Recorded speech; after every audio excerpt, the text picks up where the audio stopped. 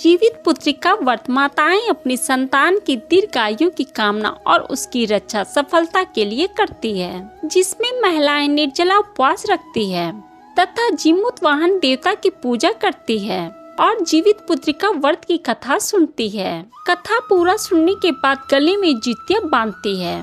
इसके बाद अगले दिन दूध और खीरे के बीच से व्रत का पारण करती है। दोस्तों, आज की वीडियो में जीमूत वाहन और गरुड़ की कथा सुनेंगे।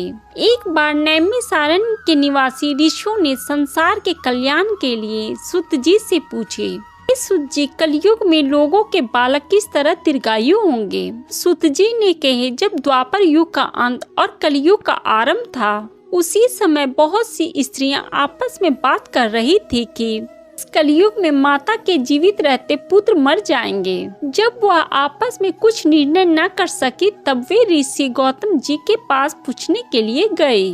सभी स्त्रियां गौतम ऋषि के पास जाकर माथा झुकाकर प्रणाम किया और पूछी कि हे प्रभु, इस कलयुग में लोगों के पुत्र किस तरह जीवित रहेंगे? इसके लिए कोई व्रत या तप हो तो बताइए। इस तरह उनकी बातें सुनकर ऋषि गौतम जी बोले, आपसे मैं वही बात कहूँगा जो पहले मैं सुन चुका हूँ। गौतम जी ने कहे, जब महाभारत युद्ध का अंत हो गया, अश्वत्थामा के द्वारा अपने बेटे को मरा देखकर सब पांडव बड़े दुखी हुए। तब उस समय पुत्र के शोक से व्याकुल द्रौपदी अपनी सहेलियों के साथ श्रेष्ठ ब्राह्मण धौम्य के पास गई और कही कि हे भूपेंद्र, कौन सा उपाय करने से बच्चे दीर्घायु हो सकते हैं? कृपा करके ठीक ठीक बताइए। तो धौम्य बोले, सतयुग में सत्य बोलने वाले, सत्याचरण करने वाले जीमूत वाहन नाम के एक राजा थे। एक बार वह अपनी पत्नी के साथ अपना ससुराल गए और वहीं रहने लगे। एक दिन आधी रात को एक स्त्री जोर जोर से रो रही थी, हाय मुझ बूढ़ी पर दया करो, मेरा बेटा मरा जा रहा है। का रोना सुनकर जीवित वाहन को बड़ा दुख हुआ। वह तुरंत उस स्त्री के पास गए और पूछे, तुम्हारा बेटा कैसे मरा है? बूढ़ी माँ ने कही, पक्षी राज गरुड़ रोज आकर गांव के लड़कों को खा जाता है। इस पर जीवित वाहन ने कहे, माता अब तुम रोना बंद करो, मैं तुम्हारे बेटे को बचाने का कोशिश करता हूँ। ऐसा कहकर राजा उस जगह पर गए जहाँ गरुड़ रोज आकर मांस खाया करते थे। तब उसी समय गरुड़ राजा पर टूट पड़े और उसका मांस खाने लगे। जब गरुड़ ने जीमूत वाहन का बायां अंग खा लिए तो झटपट से जीवित वाहन ने अपना दाहिना अंग फिर गरुड़ के सामने रख दिए।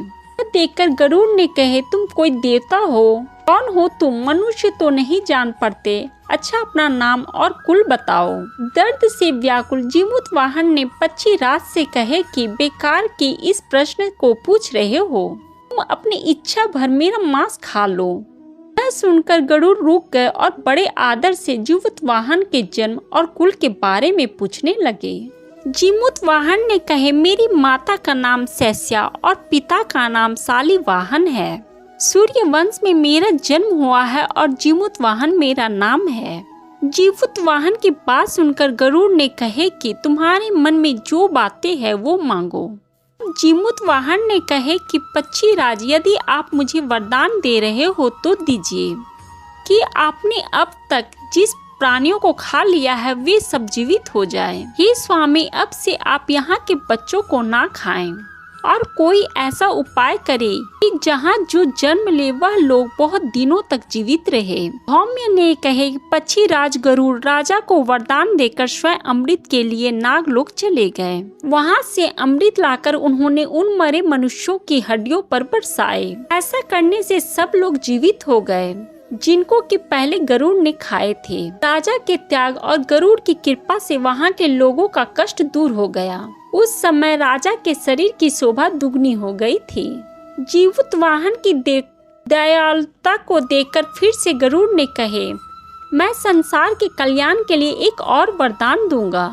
आज आश्विन मास के कृष्ण पक्ष सप्तमी और शुभ अष्टमी तिथि है। आज ही तुमने यहाँ की प्रजा को जीवन दान दिया है, इसलिए यह दिन ब्रह्मा भाव हो गया है।